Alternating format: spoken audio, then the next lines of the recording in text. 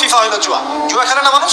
আর যে যুব সমাজ তাদের জীবনের উদ্দেশ্য জানে না, তাদের পক্ষেই সম্ভব এইসব মেসি, আর্জেন্টিনা, ব্রাজিল এইসব নিয়ে ব্যস্ত থাকে। যারা নিজেদের জীবনের উদ্দেশ্য জানে তাদের জন্য কোশ্চিন কালেও এখানে সময় নষ্ট করা সম্ভব না। দুনিয়ার জীবনটা কি খেলতামাশা? দুনিয়ার জীবনটা কি খেলতামাশার জন্য? আল্লাহ পাক যে হায়াতটা দিয়েছেন, ধরেন 50, 60 বা 100 বছর, এই হায়াতটা কে দিয়েছেন? এই সময়টার মালিক কে? তাহলে আল্লাহ যদি সময়ের মালিক হয়, আমি কেন সময় 1 ঘন্টা অপচয় করবো ওখানে বসে বসে? এই সময়টা কি আমার নাকি? সময়টা আমার বাপের নাকি? সময়টা কার?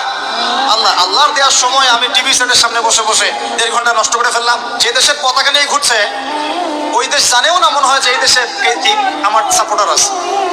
হ্যাঁ, আর খেয়াল করে দেখবেন এই আয়োজনগুলো এখন করানো হচ্ছে মুসলিম দেশগুলোকে দিয়ে। যে হারাম একটা কাজকে জায়েজ করার যে কত তরিকা বের হয়েছে এখন। একটা মুসলিম কান্ট্রি জিতেছে, মানে ভাবখানা এমন যে এই জেতার ফলে